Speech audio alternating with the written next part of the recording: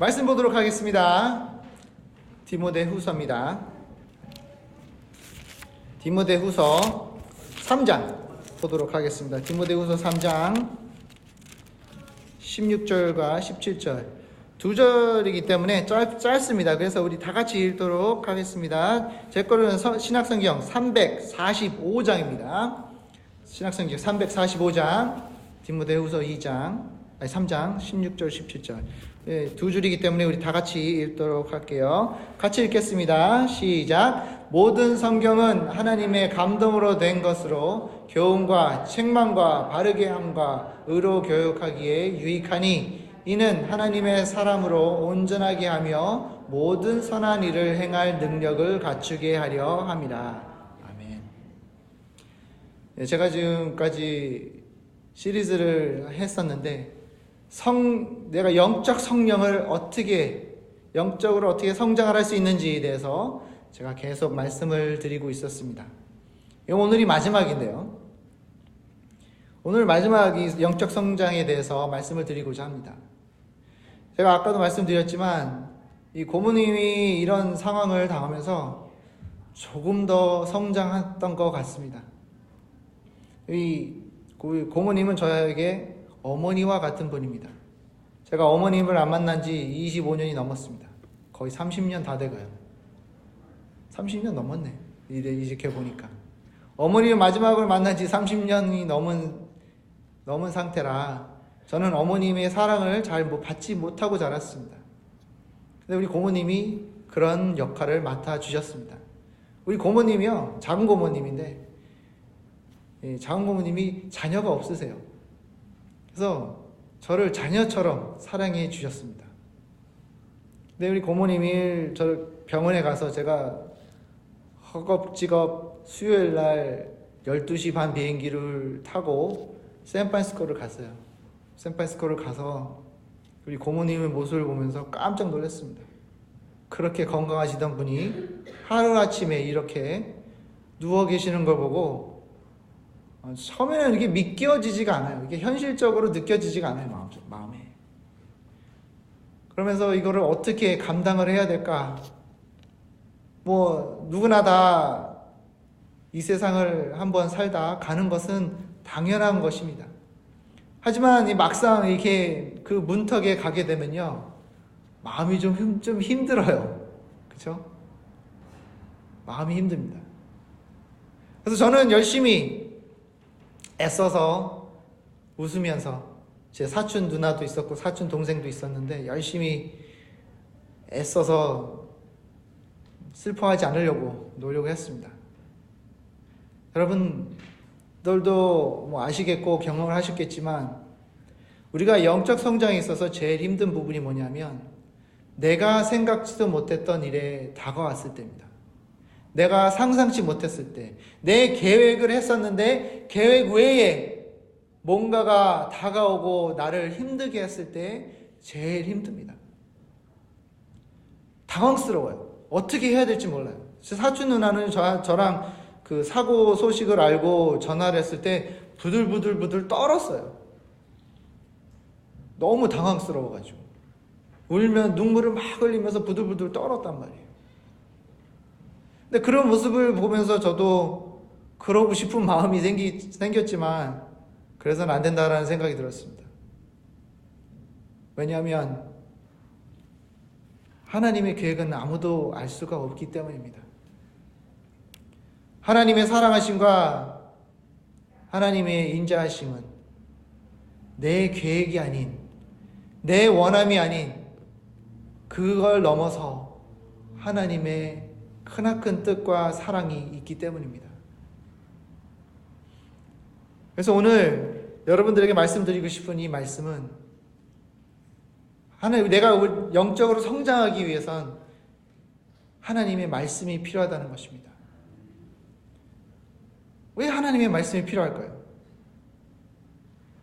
하나님 말씀 없이 내가 열심히 살고 착하게 살고 내가 남에게 해를 안 끼치고 남에게 나쁜 짓 안 하고 법을 제대로 따르면 그러면 되는 거 아닙니까? 그렇게 되면 내가 좋은 사람으로 성장하지 않을까요? 라는 말씀을 하실 수 있습니다.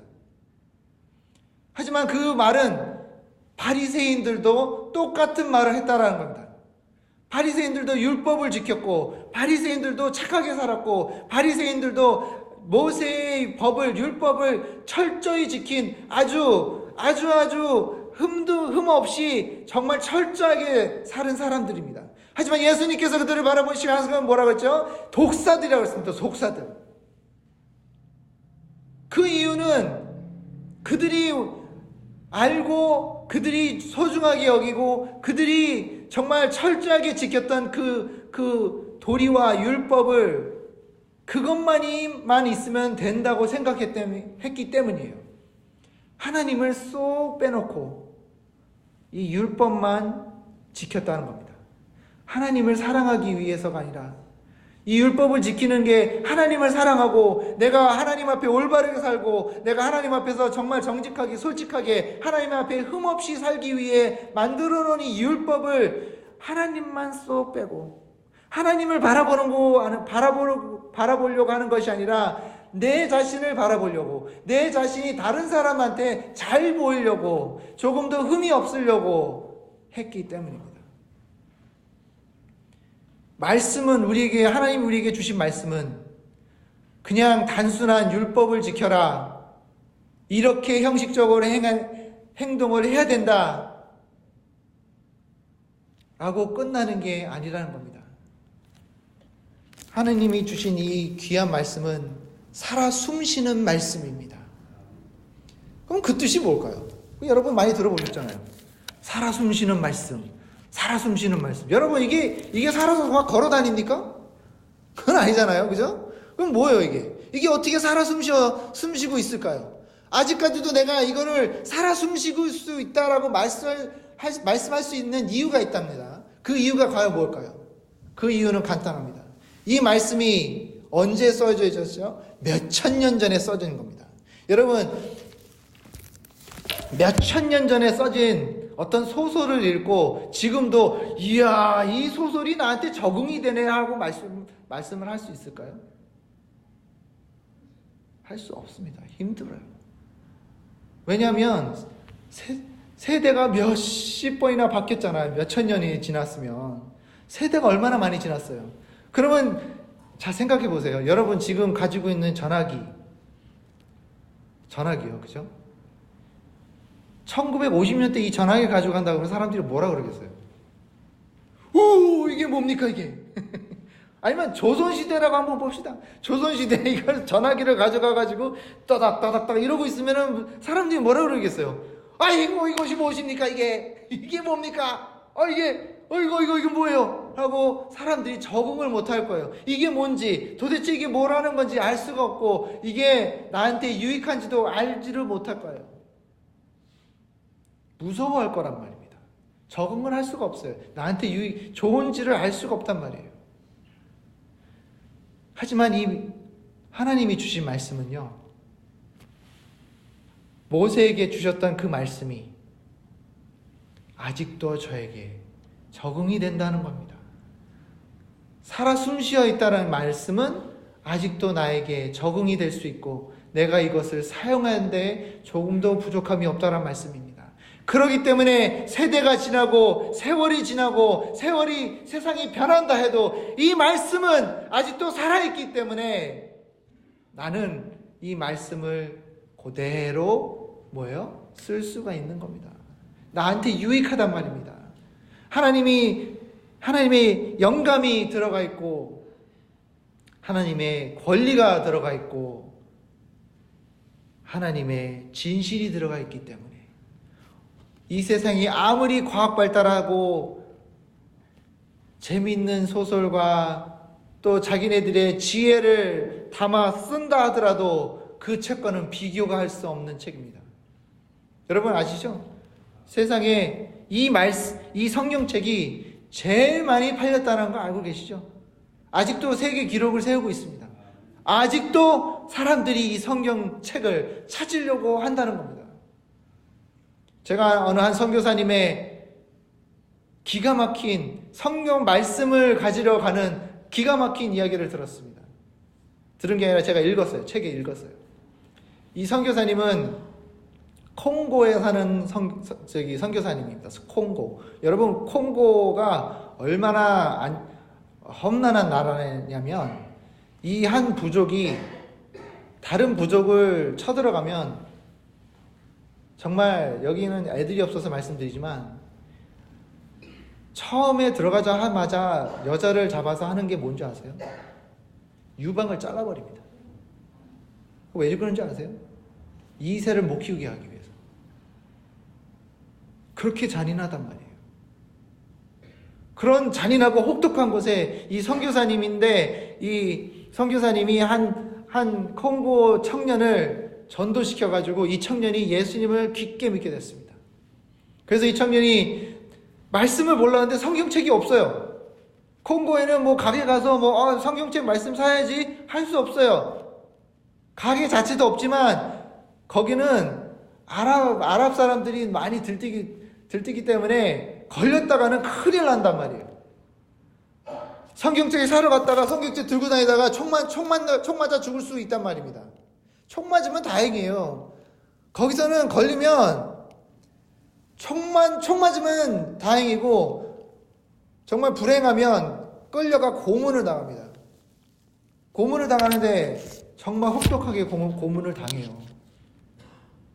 사람을 지지고 찌르고 손톱 사이에 넣고, 정말 우리가 상상도 못할 만한 그런 혹독한 고문을 당합니다. 왜? 예수 믿으니까.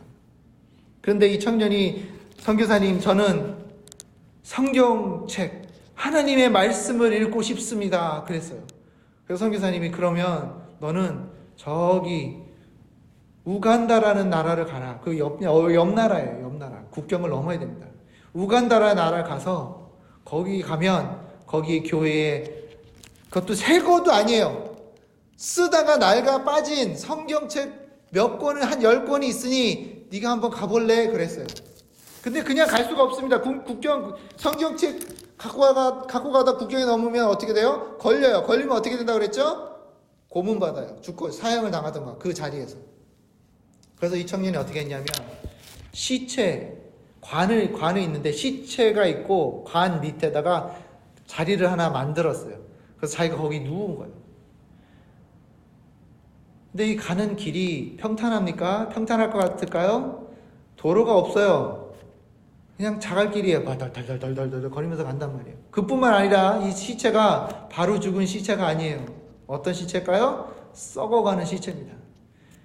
16시간이라는 혹독한 그 여행을 16시간 관 밑에서 16시간을 버티고 있어야 돼요. 왜 버텼을까요? 성경책을 읽고 싶어서, 말씀을 알고 싶어서, 내가 한번 이 귀한 말씀을 만지고 싶어서 이 청년이 16시간이라는 혹독한 여행을 관 밑에 들어가서 했단 말입니다.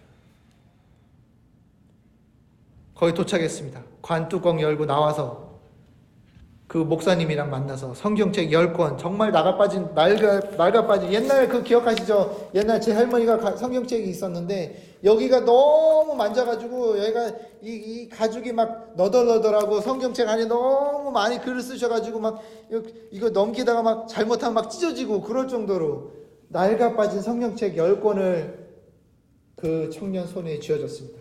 그리고는 또다시 16시간을 혹독한 또 관 밑에 들어가서 갔다라는 겁니다. 그 청년이 가는 동안 성경책 하나를 자기 마음속에 이렇게 꼭 가지고 있었어요. 가면서 크게 찬양하면 걸리니까 조그만 목소리로 찬양을 하면서 눈물을 흘리면서 갔다는, 감동에 눈물을 흘리면서 갔다는 겁니다.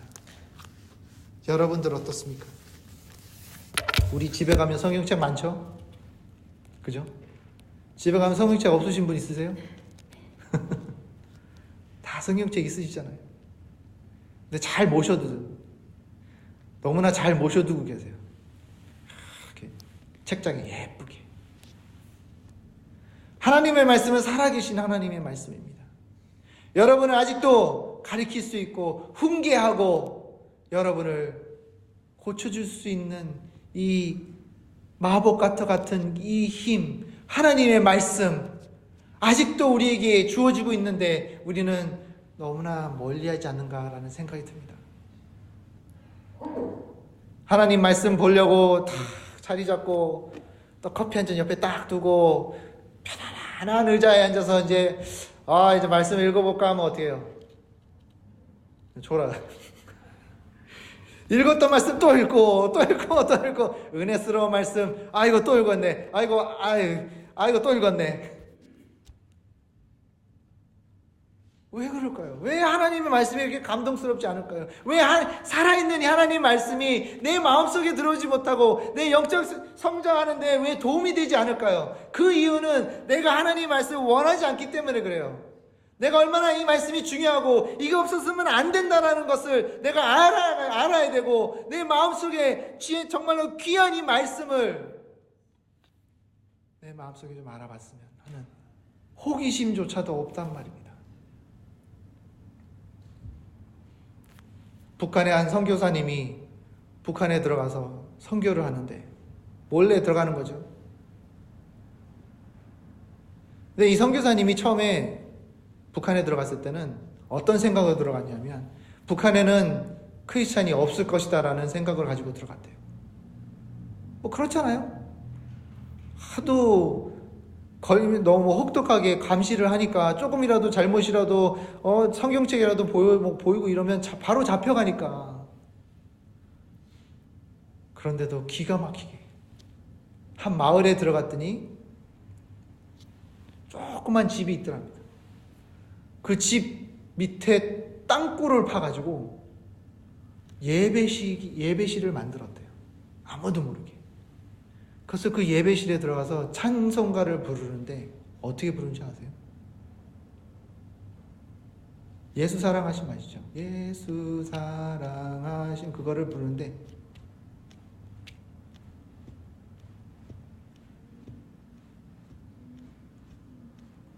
근데 한 분도 빠짐없이 눈물을 흘리고 있대요. 이 선교사님이 아주 조그만 말씀으로 하나님 말씀을 전했을 때 그 성도님들의 그 말씀을 하나도 빠짐없이 들으면서 없어서는 안 돼. 내가 굶은 한이 있어라도 이 말씀을 들어야 된다는 그런 마음으로 그런 심정으로 듣고 있다라는 겁니다. 저는 그 말씀을 듣고 너무나도 큰 반성을 했습니다. 나는 언제든지 내가 필 수 있고 볼 수 있고 나에게 주어질 수 있는 이 귀한 말씀을 나는 언제든지 자유를 갖고 볼 수 있는데 저 북에서는 이거 하나만 갖고 있었다가는 바로 총살당하는 그런 혹독한 곳에서도 말씀을 찾고 있다는 겁니다. 왜? 그 말씀이 귀하니까. 그 말씀이 살아있으니까. 그 말씀이 없으면 안 되기 때문에 그렇다는 겁니다. 히브리서 4장 12절 말씀에 하나님의 말씀은 살아있고 운동력이 있어 좌우에 낯선 어떤 검보다도 예리하여 혼과 영과 및 관절과 골수를 찔러 쪼개까지 하며 또 마음의 생각과 뜻을 감찰하리나니. 아멘. 저는 여기 올라와 있는 이가 무슨 공부를 많이 했고 많이 알고 올라온 게 아닙니다. 제가 여기 올라온 이는 하나님이 제가 말씀을 통해 감동을 받고 하나님을 만난 그 순간에 하나님이 저를 쓰셔서 너는 여기 올라와서 내 말씀을 전해라고 하기 때문에 올라온 거예요. 절대로 저는 착각 안 합니다. 저는 말도 잘하고 공부도 잘하고 아니에요. 공부 못하고 저는요 말도 잘 못해요. 하지만 이 사실 하나는 알고 있습니다. 하나님의 말씀은 귀하다는 건 알 수 있어요. 귀하다는 거. 지금 성령님이 저를 통해 여러분에게 말씀을 드리는 겁니다. 이 살아있는 운동력이 있는 그 어느 검보다도 날카로운 나를 찌르고 새롭게 만들어주는 이 말씀, 여러분, 이 말씀 없이는 내가 영적으로 성장할 수가 없다라는 겁니다. 이 말씀을 내가 마음속에 받아들이면 아주 놀라운 일이 일어납니다. 어떤 놀라운 일이 일어나는 줄 아십니까? 내가 몰랐던 것을 깨닫게 된다는 것입니다. 내가 알지 못했던 진실을 깨우치게 해주신다는 것입니다. 내가 그전에 악하고 죄밖에 모르고 하나님을 모르고 영생을 모르고 천국을 몰랐던 내 모습이 새롭게 달라지면서 새로워지고 남을 사랑할 줄 알고 하나님을 사랑하며 천국을 바라보는 기쁨과 평화를 내가 알 수 있게 되는 것입니다. 이 말씀을 통해 내가 알 수 있게 되는 것입니다. 이 말씀을 통해 내가 하나님을 알 수 있게 되는 것입니다. 이 말씀 없이는 절대로 내가 이 사실을 알 수가 없어요. 여기 한번 나가보세요. 이 교회 나가서 저기 있는 몰몬교 교회 한번 가보세요. 하나님 아는지 모릅니다. 예수 그리스도가 누군지도 제대로 몰라요. 엉뚱한 거 배우고 있습니다. 저 불상을 들고 절하는 저 불교 신자들을 한번 바라보시기 바랍니다. 예수님을 알까요? 모르고 있습니다. 천국을 알까요? 모릅니다. 그들은 말씀이 없기에 진실을 알 수가 없습니다.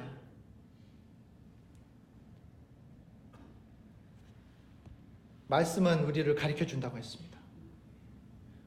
우리를 깨우치게 해준다고 하셨습니다. 제가 우리 정교님을 존경하고 사랑하는 이유 하나 말씀드릴까요? 정교님이 그러시더라고요. 처음에 여기 오셨을 때 예수님 안 믿었대요. 하지만 예수님을 만난 그 후의 모습은 지금 이 모습이라는 것을 제가 보면서 정말 존경합니다. 사랑합니다. 그렇다고 우리가 잘 받고 이런 건 아니에요. 이렇게 의견이 다를 수도 있어요. 하지만 정교님이 사랑하는 예수 그리스도의 모습을 보면서 제가 이 정교님을 사랑하지 않을 수가 없습니다. 여기 계신 모든 분들 다 똑같아요. 우리 송 목사님도 그렇고 우리 이석연 사모님도 그렇고 다 똑같아요. 제가 여러분들을 사랑할 수 있는 이유는 여러분들이 하나님을 사랑하기에 사랑할 수 있을 거라 생각합니다. 그것을 어떻게 깨달았을까요? 무엇 때문에? 말씀 때문에. 말씀 때문에.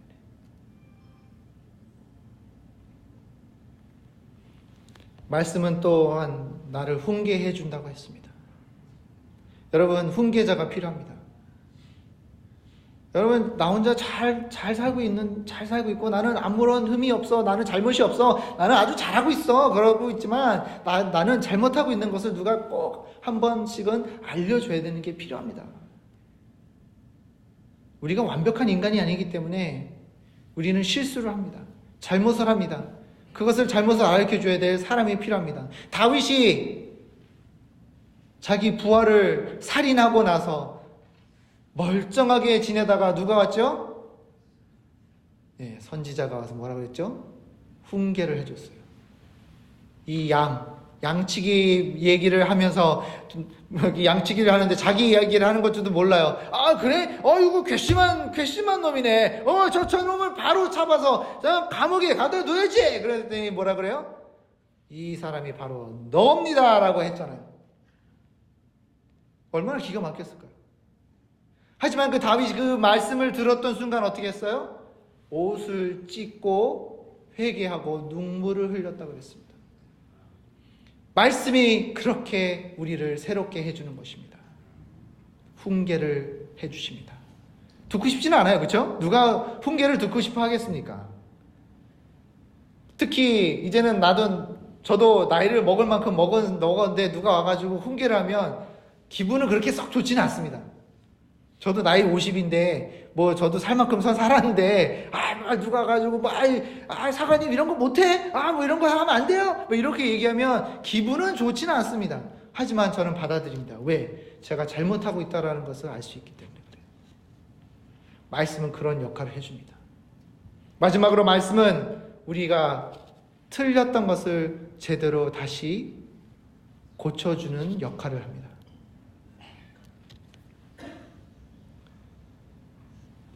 우리가 이 말씀을 전신갑주처럼 갑옷처럼 입고 나가야 됩니다. 그렇지 않으면 이 세상은 너무나 험난합니다. 여러분들을 바로 사로 삼켜버리고 그리고 바로 공격을 할 것입니다. 하지만 내가 이 말씀으로 내 마음을 무장할 수 있다면 그 무장한 내 모습은 절대로 쓰러지지 않을 것입니다. 말씀이 필요합니다. 성령님을 얻는 방법은 아주 간단합니다. 첫 번째, 말씀을 여러분 마음속에 새겨두시기 바랍니다. 두 번째, 성령님을 여러분의 입술로 부르시기 바랍니다. 와달라고 불러야 돼요. 뭐 오시겠지. 성령님이 뭐 오는 거 아니에요? 교회 가면 오는 거 아니에요? 안 옵니다. 불러야 옵니다. 부르짖어야 온다고 말씀했습니다. 여러분 기도로 성령님을 여러분 마음속에 불러들였을 때 오신다고 했습니다.